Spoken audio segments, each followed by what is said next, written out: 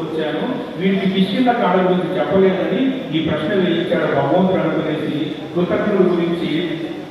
అప్పుడు తారాదేవితో లక్ష్మణుడు వాడు చెప్పిన శ్లోకం చెప్పి రామాయణం సంబంధించి ఇంకొక శ్లోకం కూడా చెప్పి ఆ కోరిక కూడా తాతగారు తీసుకున్నాడు. మనవాడి నిద్ర పట్టలేదు, రామాయణం మీద అనురక్తి కలిగి ఈ జీవితం ఎప్పుడంతమైపోతుందో అన్న సంగతి మనం గుర్తించకుండా అశాశ్వతమైనటువంటి డబ్బులు వివరపడుతున్నాం.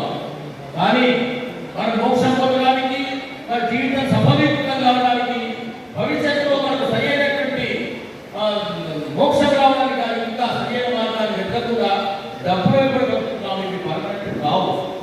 మరి అలాగే దేశభక్తి కూడా చాలా అవసరం. ఈ భారతదేశం యొక్క హిందువుల సంస్కృతిని, ఈ భారతదేశం మన చేతిలో ఉన్నంత వరకు మాత్రమే దేశం లాగుతుందని, ఈ దేశం పరాయి చేతులు మాత్రం మన జాతి ప్రజలైనటువంటి ధైర్యాన్ని మన లోపల, మన పిల్లల లోపల పెంచి యోధులను తయారు చేయాల్సినటువంటి బాధ్యత మనందరి మీద ఉంది. దైవభక్తి, దేశభక్తి ఈ రెండింటినీ మనస్ఫూర్తిగా చేయండి. డబ్బులు శాశ్వతమైనటువంటి కావు, ఎక్కువ మనం పోతామని తెలియదు కనుక డబ్బులు కాదు, మన ధర్మం కొరకు, మన దేశం కొరకు మనంతా పని చేయాలి. రాత్రి మొదలు ఆలోచన చేయవలసినటువంటి అవసరం ఉందని చెప్తూ మరి గౌరవనీయులు ఎక్కువసేపు మాట్లాడకుండా పూర్తులు జాగట్టి కోటేశ్వరరావు గారిని పూజాభిధానం మీద ప్రసంగించవలసిందిగా వారి యొక్క మాటలు వినిపించవలసిగా, వారి యొక్క ప్రవచనాలు వినిపించవలసిందిగా ప్రార్థనలు ముగిస్తున్నాను. జై హింద్. రామలింగేశ్వరరావు గారికి, మా కమిటీ సభ్యులకు, ఇక్కడ వినడానికి వచ్చినటువంటి అందరికీ నా హృదయపూర్వక స్వాగతం. దేశంలో దైవ చింతన, దేశభక్తి రెండు ప్రతి వారికి అవసరం. దైవ చింతన, దేశభక్తి. ఈరోజు దైవ చింతన దిక్కు పూజల ద్వారా పెరుగుతున్నారు కానీ సత్సంగాల ద్వారా మనిషి లోపల మార్పు ఆచరించాలన్నటువంటి ఆలోచన రావడం చాలా కష్టంగా ఉంది. మానవుడికి తెలుసు నా జీవితం ఎప్పుడో అయిపోవలసిందే.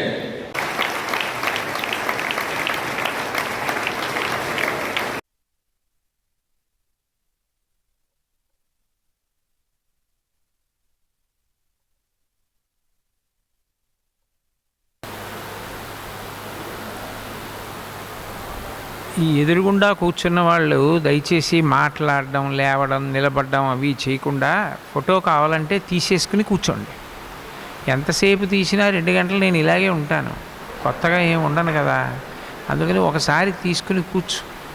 నేనేం నృత్యమో చేస్తుంటే వివిధ భంగిమలు ఉంటాయి. కూర్చుని 2 గంటలు చెప్పేవాడికి అదే భంగిమ ఉంటుంది కదా నాన్న. ఓసారి ఫోటో తీసుకొని నువ్వు కూడా కూర్చో.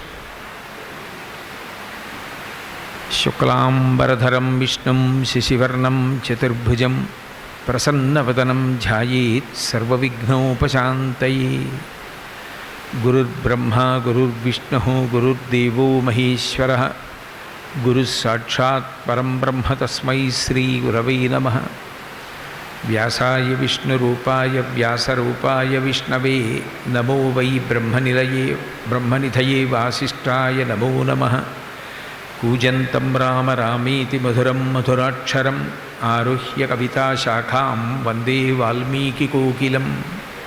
శృతిస్మృతిపురాణానాం ఆలయం కరుణాలయం నమామి భగవత్పాదశంకరం లోకశంకరం.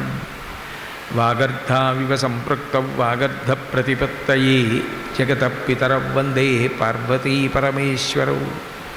సూక్తిం సమగ్రయతున స్వయమేవ లక్ష్మీ శ్రీరంగరాజమహిషీ మధురైకటాక్షై.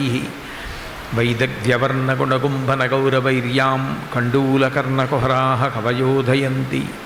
హైమోర్ధ్వపుండ్రమజహన్మకుటం సునాస్ మందస్మితం మకరకుండలచారుగండం.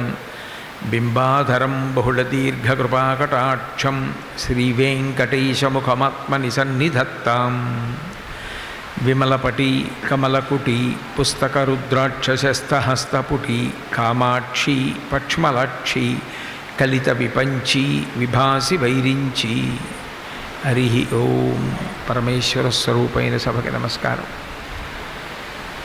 నిత్య పూజా విధానము ఈ విషయంతో నాకు సంబంధము లేదు అన్నవాళ్ళు లోకంలో ఎవరు ఉండరు. ఈ పూజ, నిత్య పూజ ఇవి అన్వయమయ్యేది మనుష్య ప్రాణికొక్కడికే. లోకంలో 84 లక్షల జీవరాశులు ఉన్నాయని శాస్త్రం చెప్తోంది. అందులో జరాయుజములు, అండజములు, స్వేదజములు, ఉద్భుజములు అని 4 రకాలుగా ఉంటాయి ప్రాణులు. జరాయుజములు అంటే మావి చేత పుట్టేవి, అండజములు అంటే గ్రుడ్డులోంచి పైకొచ్చేవి, స్వేదజములు అంటే చెమటలోంచి పుట్టేవి, పేలు మొదలైనవి, ఉద్భుజములు అంటే భూమిని చీల్చుకుని పైకొచ్చేవి, చెట్లు. ఇందులో ఒక్క మనుష్య ప్రాణి తప్ప అన్యప్రాణులకు నిజానికి ఈ పూజ అన్న మాట అన్వయం కాదు. ఏదో కుక్కనో పిల్లినో పందినో పట్టుకుని మీరు పూజ చెయ్యాలి అని ఎవ్వరూ అనరు. పూజ చెయ్యి